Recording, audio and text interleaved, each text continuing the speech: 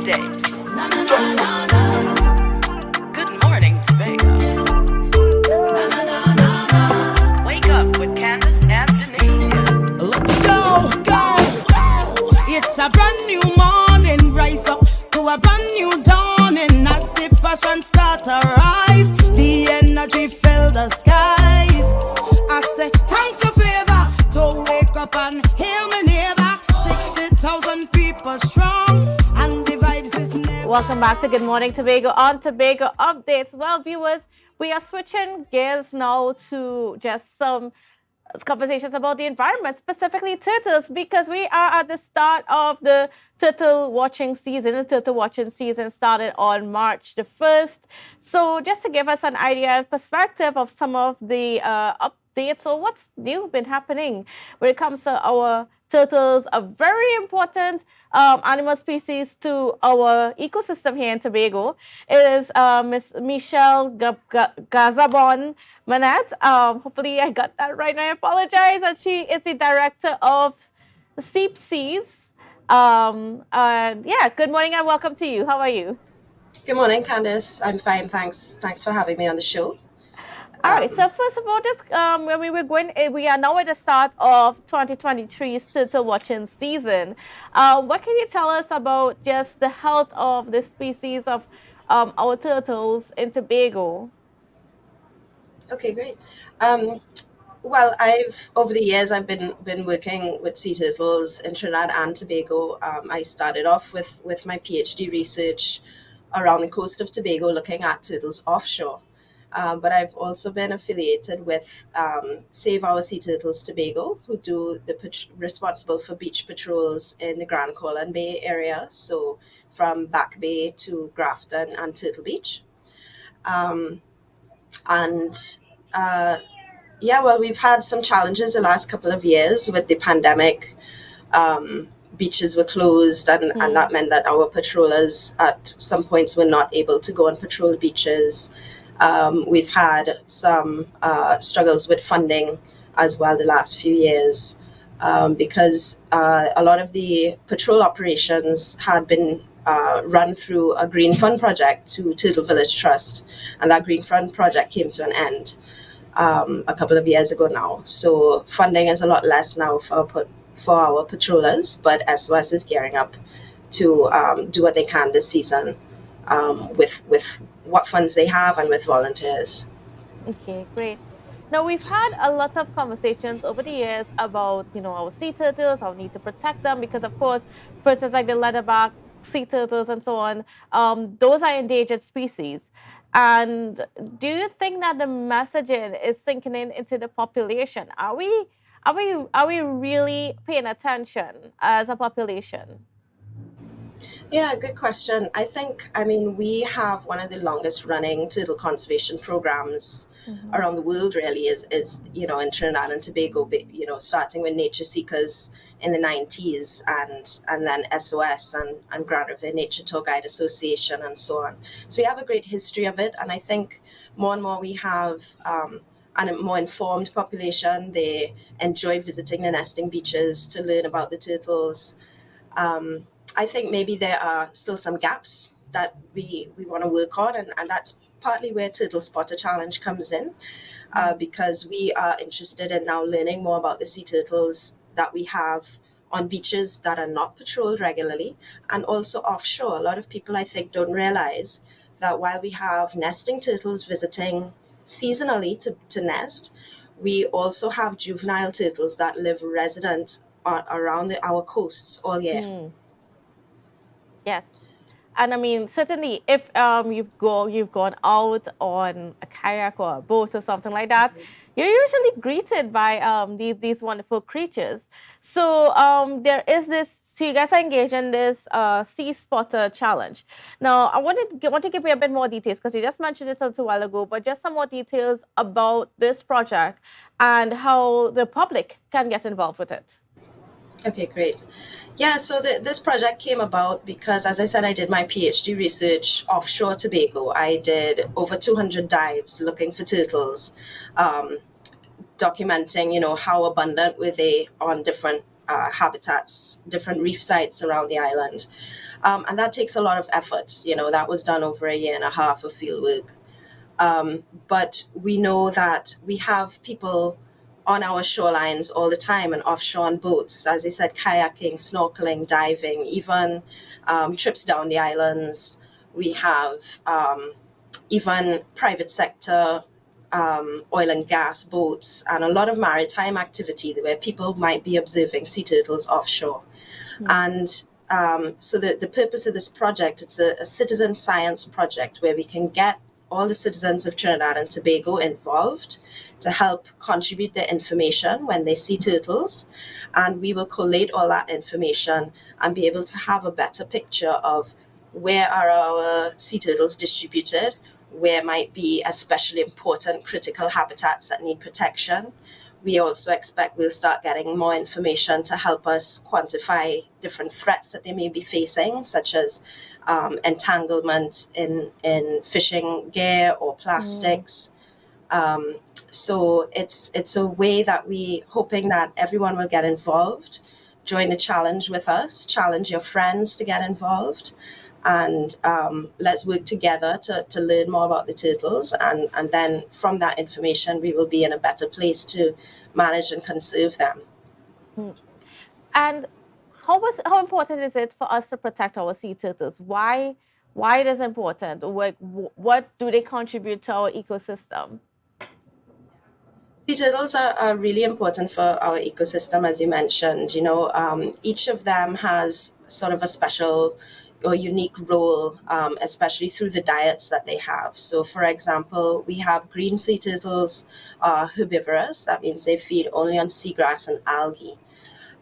Through their feeding on seagrass beds, they are actually cropping and keeping that seagrass bed healthy and productive. We see them on reefs as well, where they are feeding on macroalgae that might be overgrowing the reef and smothering the reef. So they keep that algae in check and keep our reefs healthy. Hawksbills feed primarily on sponge, which is another organism you find growing on the reefs in between the corals. And sponge grows very quickly and can actually outcompete your coral species. But hawksbills are one of the few animals that feed on sponge. There's a few other fish species, but hawksbills feed on them in really great quantities.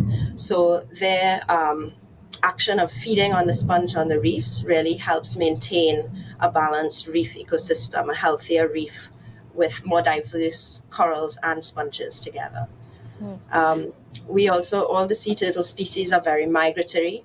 This means that they are carrying energy and nutrients from one place to another. So a lot of people may not think about it, but our leatherbacks, for example, are feeding very far offshore in the North Atlantic.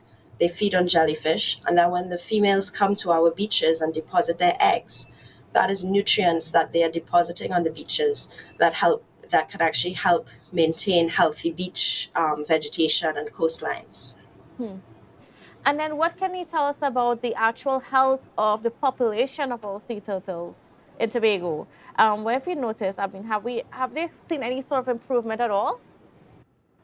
Yeah, in on our leatherback nesting beaches that have been patrolled regularly for some years now, we've definitely seen improvement over the years in the numbers of nesting females. We've seen a big reduction in poaching. In the 80s, there was a lot of poaching on the beaches, and that is much reduced now. It's almost eliminated on the beaches that are regularly patrolled. But we do know that we still have some issues with poaching, especially the hawksbill turtles that are found in a lot of other smaller um, beaches that are harder to access and patrol regularly. So we have ups and downs. I'd say that the leatherback numbers have been fairly consistent the last few years, and the hawksbill on our beaches. But as I say, we still have a lot of threats we need to pay attention to. We have these data gaps that we don't know much about the offshore turtles, and also if you look regionally, we know that the leatherback population in the region has been in a very sharp decline in the Yes. past few years. So that is something to certainly watch, and there's a lot of work now on a regional action plan to address that leatherback population. Has SOS been able to track any sea turtles in recent times? Because I know that sometimes you can place the GPS tracker on them. Right. SOS has not done any of that recently. Those are very expensive pieces Mm. of equipment. We know that nature seekers in particular have been working with a group in Canada that tags turtles up in Canada as well. So we do have some data coming in from there of the route that leatherbacks take between Nova Scotia, Canada, and Trinidad and Tobago. Mm. In that way, what we do at SOS is we use flipper tags and pit tags. They are both tags that are applied to the turtle that have a unique code or number. It's like an ID number, so that each turtle is carrying around its ID card. So if it's encountered again, we can link back the information. We know that, all right, we saw this turtle 2 years ago and she's back this year to nest. Nice. And how you so you've seen quite a few repeat visitors in some. Yes, yeah. So, and SOS data will show you we have a few hundred nesting events each year, and each turtle will be nesting 5 or 6 times on average. Wow. And over the time, yeah, we have data showing how often they nest. They're back every 2 to 3 years. Sometimes there's a longer gap because it all depends on how well they're feeding out there, how successful they're being. Then they have the energy and the resources to come back and nest. Hmm. And now, when it comes to the actual um, things that the public should know about sea turtles or just encountering them on the beach, right? What are some of the things that we need to be aware as a public now that we are in the turtle nesting season? Yeah, yeah. I think one thing that I like to emphasize is turtles can nest on almost any beach. Hmm. So we tend to think of a few beaches as being special, as being turtle nesting beaches, and we need to change our behaviors there.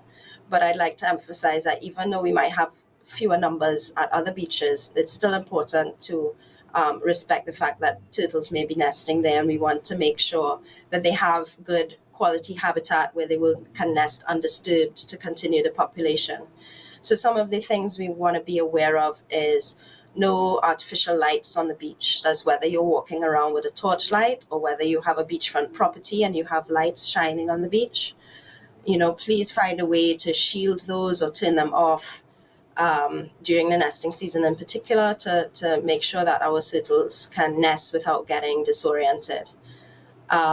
We also have issues on some beaches with driving on the beaches. So vehicles Hmm. coming and driving on the beaches that can really compact the sand and put pressure on the nests underneath. It can also cause ruts in the sand where hatchlings, when they're trying to get back to the sea, may be ending up stuck in these little depressions in the sand. Hmm. Um, Things like if you're camping on the beach, be careful, no fires on the beach, because again, you never know, there might be a nest incubating below, and that temperature is really important. Too high temperature will kill all those eggs. Hmm. Also, smaller things like when you're visiting the beach, if you can avoid putting any like umbrella stakes into the sand, because again, you never know, there might be a nest below you. Please take your all your litter with you off the beach. Take a bag, collect your garbage, and remove it from the beach and dispose of it properly, because all of that litter ends up in the sea or can end up entangling our turtles on the beach or at sea. Mhm. Now, can you give us some details about, just of the hatchlings for turtles and the survival rate? Because I know turtles lay quite a bit of eggs, but the ones that make it to adulthood, they're quite small in number. Yes, exactly. So this is just how their natural life cycle works. Is the females lay thousands of eggs over their lifetime. I mean, even in one season, a leatherback can lay about 600 eggs. Hmm. And then she will come back every 2 to 3 years to lay more. But these are small, vulnerable animals and eggs. So from that 100 eggs in one nest, maybe only 60% will hatch. And then from those that hatch, they have to face this gauntlet, you could say, of predators waiting for them. Birds, fish as they leave the beach and swimming through the sea, And so we have very high natural mortality at that early life stage. And we find that that only stops as the turtles get much bigger and attain their mature size, where there are not many predators that can take them anymore, right? So you'd have maybe orcas and large tiger sharks, maybe the possible predators at that age.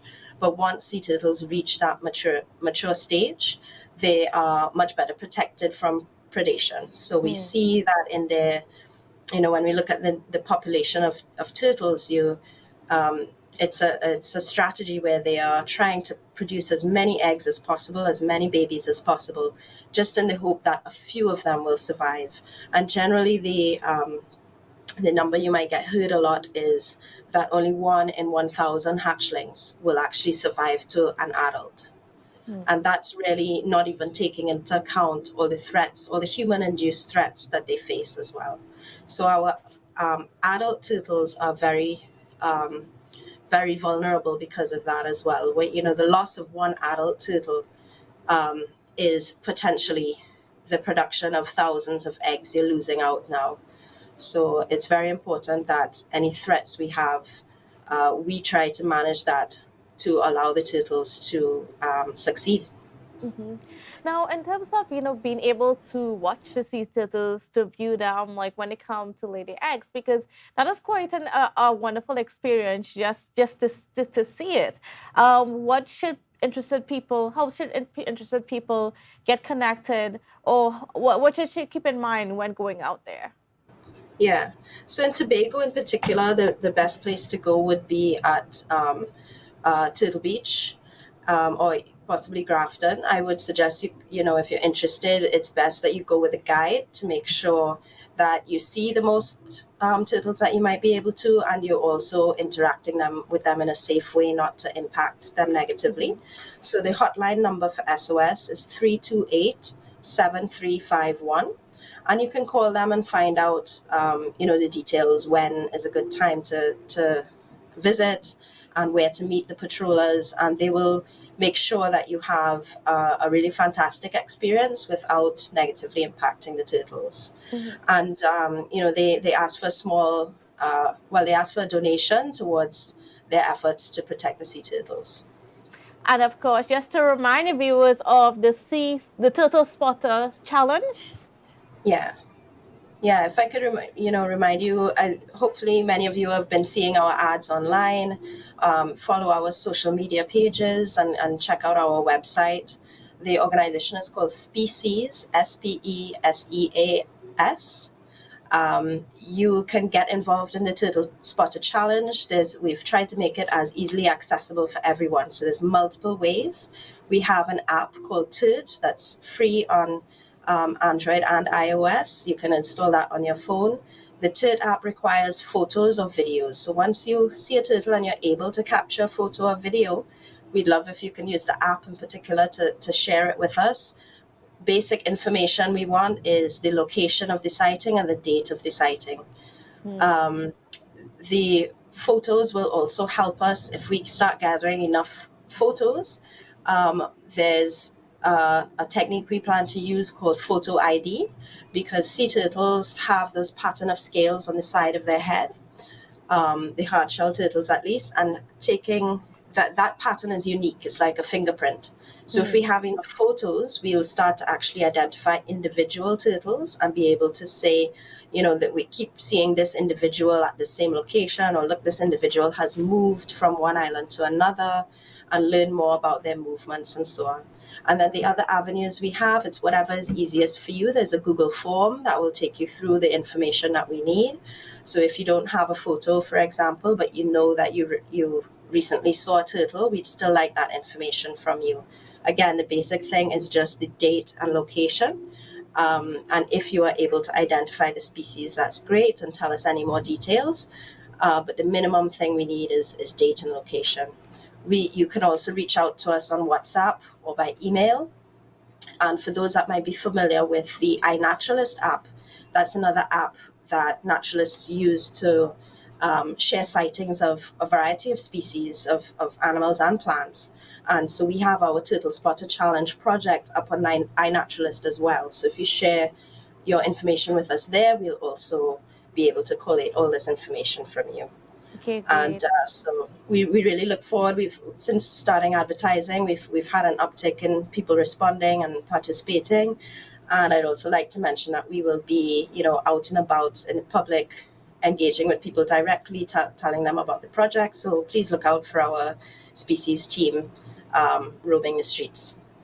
All right, great. I want to thank you so much, Michelle, Manette, for being on with us and for giving us an update on our sea turtles. And so, viewers, yeah, you be on the lookout for our turtles and send in the data because, of course, these are all really important towards the health of our ecosystem, our marine life, everything. So, yeah, get connected. But we have a lot more coming up for you on the program. So don't go anywhere because we'll be back right after this quick break.